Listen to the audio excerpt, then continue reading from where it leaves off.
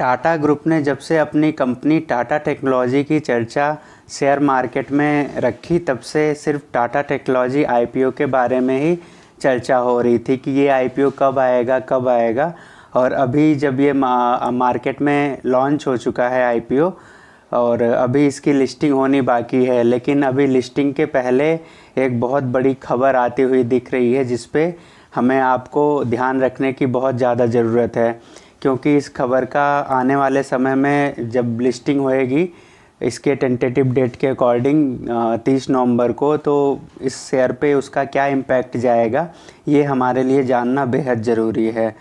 तो क्या है खबर, चलिए इसको जानते हैं। लेकिन उससे पहले आपसे एक रिक्वेस्ट है, अगर आप वीडियो पे नए हैं तो वीडियो को लाइक करें और चैनल को सब्सक्राइब करें। टाटा टेक्नोलॉजी भारत की एक मल्टीनेशनल प्रोडक्ट बनाने वाली कंपनी है जो इंजीनियरिंग का काम करती है, और इसमें वो इंजीनियरिंग और डिज़ाइनिंग, प्रोडक्ट के लाइफ साइकिलिंग मैनेजमेंट का काम, उनके मैन्युफैक्चरिंग का काम और उनके प्रोडक्ट डेवलपमेंट का काम करती है। ये company product development, automotive, aerospace व इंडस्ट्रियल हैवी मशीनरी इंडस्ट्री को आईटी सर्विस व मैनेजमेंट की सुविधाएं भी उपलब्ध करवाती है। तो बात कर लेते हैं आगे टाटा टेक्नोलॉजी का जो रेवेन्यू आता है वो कैसे और कितना जनरेट होता है। तो भारत से इनका रेवेन्यू 25% का है, यूरोप कंट्री से इनका रेवेन्यू 23%, नॉर्थ अमेरिका से 22%, रेस्ट ऑफ वर्ल्ड से 28% का रेवेन्यू कंपनी जनरेट करती है। टाटा टेक्नोलॉजी के कुल रेवेन्यू का लगभग 57% हिस्सा, सर्विस रेवेन्यू का 71% हिस्सा इन्हीं 5 बड़े क्लाइंट से आता है।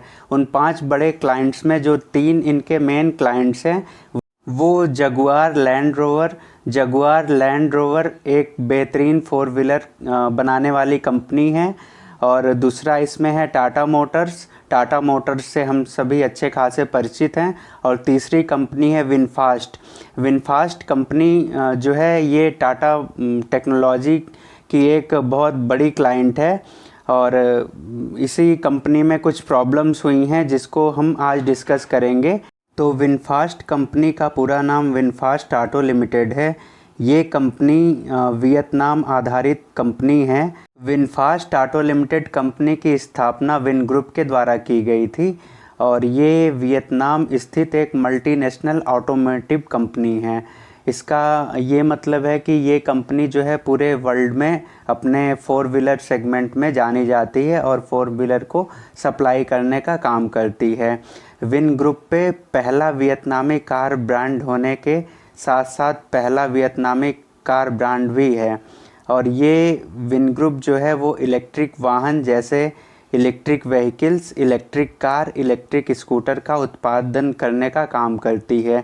ये अपने 4 व्हीलर सेगमेंट में और जो अपने स्मॉल सेगमेंट में भी अपने व्हीकल्स को बनाती है और उनको सेल आउट करती है। इसी कंपनी में कुछ समस्याएं हुई हैं जिससे इनका शेयर बहुत ज़्यादा डाउन हो चुका है, और जिससे इनकी सेल्स भी प्रभावित हुई है, और इनका जो मार्केट में इनकी जो छाप है वो भी धूमिल हुई है। कंपनी की जो प्रेजेंस है वो नैस्डैक मार्केट में है। कंपनी नैस्डैक मार्केट में VFS के नाम से लिस्टेड है, जिसका शॉर्ट फॉर्म है VFS, विनफास्ट ऑटो लिमिटेड का। और इस नाम से हम चेक कर सकते हैं कंपनी के परफॉर्मेंस के बारे में। तो कंपनी ने बीते 6 महीनों में पूरे 81% का निगेटिव रिटर्न दिया है। दैट मीन्स कि कंपनी पूरी तरह से बिल्कुल ख़त्म हो चुकी है। कंपनी का जो परफॉर्मेंस जब कंपनी लिस्ट हुई थी तो काफ़ी बेहतरीन परफॉर्मेंस था, और अभी आज के टाइम जब 28 नवंबर है तो कंपनी का बिल्कुल परफॉर्मेंस गर्त में जा चुका है। अब कंपनी में क्या ऐसी समस्याएं हुई और कंपनी की सेलिंग्स डाउन हुई, कंपनी का मार्केट मूड माहौल ख़राब रहा, जिससे कंपनी की स्थिति बहुत ख़राब हो चुकी। कंपनी 28 अगस्त को 82 USD पर ट्रेड कर रही थी, और उसके बाद लगातार कंपनी में स्लो डाउन होता रहा, और धीरे धीरे कंपनी का मार्केट कैप भी ख़त्म होता रहा, और कंपनी की जो प्राइस है वो भी घटते आज 28 नवंबर को 6.99 USD पे कंपनी ट्रेड कर रही है। इतना बड़ा गिरावट हुआ है कंपनी में, जिससे ये कंपनी पूरी तरह से ख़त्म होने के कगार पे चली आई है। और इन पे जो आरोप लगे हैं वो ये लगा हुआ है कि इस कंपनी ने जो ईवी रिलेटेड जो इनका व्हीकल सेगमेंट है और जो इन्होंने व्हीकल्स को बनाए वो इन्होंने अपने ही कंपनियों को बेचे, जैसा कि अडानी पर भी इसी टाइप का कुछ एलिगेशन लगाया गया था।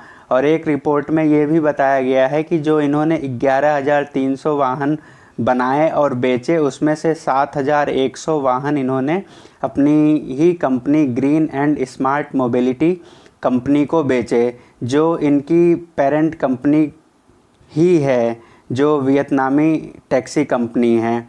और अगर हम इनके शेयरों की बात करें, जैसा अभी हमने पीछे चार्ट में देखा, तो बीते 6 महीनों में इसमें 80% की गिरावट आ चुकी है और अगस्त के बाद से इसमें 90% से अधिक की गिरावट देखी जा चुकी है।